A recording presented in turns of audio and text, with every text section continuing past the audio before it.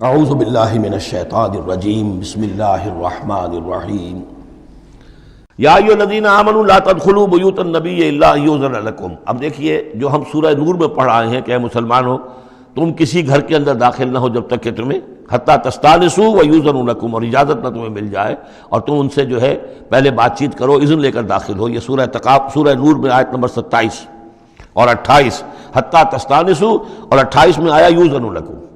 لیکن یہ اس سے پہلے حکم آ رہا ہے، یہ حکم بھی سب سے پہلے نبی کے گھر کے بارے میں آیا، جیسا کہ میں بتا چکا ہوں۔ یہ سن 5 کا نزول ہے، وہ سن 6 کا نزول ہے، پھر اس کو ایکسٹینڈ کیا ہے تمام مسلمانوں پر۔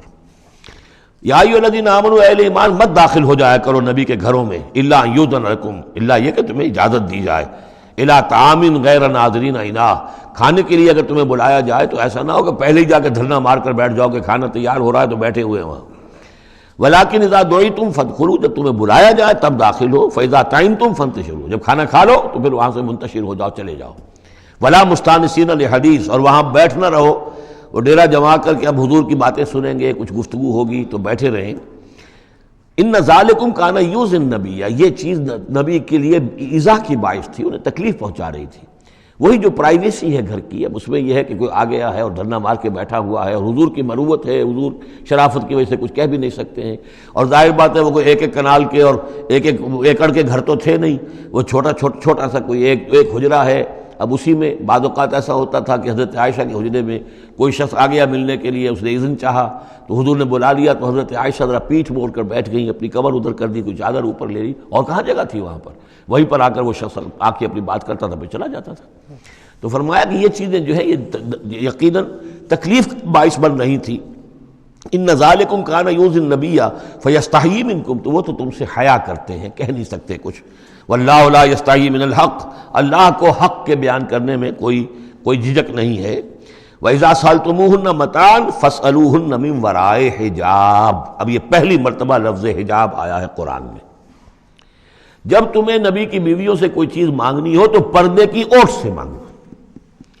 یہ گویا کہ اس پردے اور حجاب کے لیے پہلا حکم آیا ہے کہ دروازوں کے اوپر پردے ڈال دیے جائیں، اور یہ کہ پردے کے پیچھے سے رو در رو ہو کر نہیں، ایک دوسرے کے آمنے سامنے ہو کر نہیں، پردے کے پیچھے سے مانگو۔ یہاں سے حجاب کا سلسلہ اب شروع ہوا۔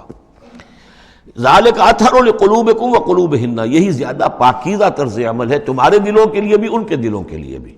ظاہر بات ہے کہ مرد اور عورت کے درمیان جو بھی اللہ تعالیٰ نے رکھی ہے، کشش رکھی ہے، اب ان چیزوں میں بہتر یہی ہے کہ نگاہ ایک دوسرے پر نہ پڑے۔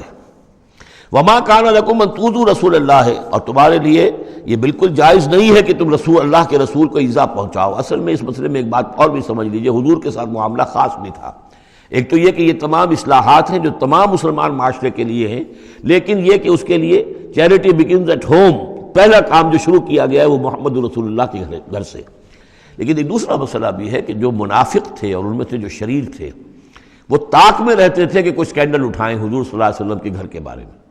ما کان لکم ان تؤذوا رسول اللہ، تمہیں یہ تمہاری روا نہیں ہے کہ اللہ کے رسول کو تم ایذا پہنچاؤ۔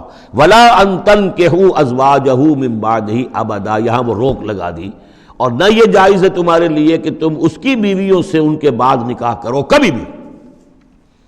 یہ بین، چونکہ ویسے بھی وہ ازواجہ امہاتہم، اس کی جو بیویاں ہیں حضور کی، وہ تو تمہاری اہل ایمان کی مائیں ہیں، وہ ایک درجہ وہ بھی آ گیا۔ اب خاص صراحت کے ساتھ بھی کہہ دیا ولا ان تنکحوا ازواجہ من بعدہ ابدا، حضور کی ازواج کے لیے چونکہ اس کا کوئی امکان نہیں تھا، اسی لیے حضور کسی کو طلاق نہیں دے سکتے تھے۔ طلاق دیں تو ظاہر بات ہے وہ کسی اور سے تو نکاح کر نہیں سکتی۔ یہی وجہ ہے کہ تعدد ازدواج کا معاملہ حضور کے لیے زیادہ ایکسٹینڈ کر دیا گیا۔ ان ذالکم کان عند اللہ عظیما، اور یہ چیز اللہ کے نزدیک بہت بڑی ہے۔ تو اس سے یہ کہ اگر کسی کے لیے کسی کے دل میں، کسی خبیث کے دل میں کوئی خیال ایسا آ بھی رہا ہو تو اب یہاں یہ کہ اس کی روک لگ گئی کہ یہ بات جو ہے، یہ دروازہ یہ ہمیشہ کے لیے بند ہے۔ ان تبدوا شیئا او تخفوہ فإن اللہ کان بکل شیء علیما، خواہ تم کسی چیز کو ظاہر کرو اور خواہ تم چھپاؤ، اللہ تعالیٰ تو ہر چیز کا علم رکھتا ہے۔ لا جناح علیکم علیہن فی آبائہن، اب یہ وہ حکم آ رہا ہے جو تفصیل سے آیا ہے بڑی، وہ تو اب ہم پڑھ چکے سورہ نساء میں، وہ بعد میں آیا ہے۔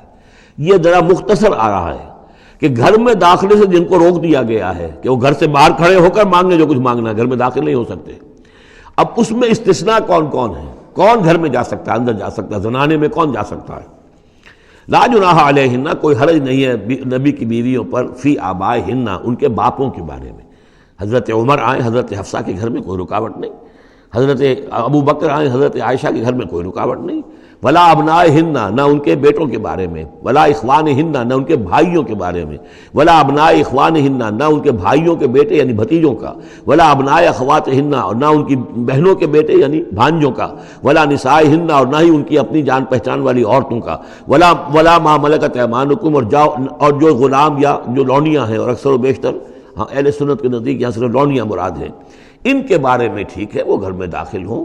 گویا کہ یہ جو تفصیلی آیت آئی ہے سورہ نساء میں، اس کا یہ نیوکلیس جو ہے جو شروع میں، وہ یہ ہے جو سورہ احزاب کے اندر، یہ مختصر ہے، مزید اس میں پوری فہرست کر کے اس کو مکمل کر دیا ہے کہ یہ ہے محرم، اور جو محرم ہے وہ محرمات ابدیہ ہیں، ان سے کبھی بھی کسی بھی حالت میں نکاح ہو ہی نہیں سکتا اس عورت کا۔ باقی یہ ہے جتنے بھی مرد ہیں وہ نامحرم ہیں، وہ باہر رہیں گے، کوئی چیز مانگنی ہے پردے کے اوٹ سے مانگیں گے، یہ ان کا معاملہ رہے گا، اور گھر میں داخل ہوں گے اگر تو عورت پردہ کرے گی، جیسے کہ حضرت عائشہ کا میں نے آپ کو طریقہ بتایا، یا اگر کہیں دو کمرے ہیں تو عورت کسی اور کمرے میں جائے گی اور وہ جو ہے وہ کسی اور کمرے میں آئیں گے۔ یہ طریقہ ہے اسلامی معاشرت کا، مسلمانوں کی طرز رہائش کا۔ واتقین اللہ، اور اے نبی کی بیویوں ڈرتی رہو اللہ سے، ان اللہ کان علی کل شیء شہیدا، یقیناً اللہ تعالیٰ ہر چیز پر گواہ ہے۔ صدق اللہ العظیم۔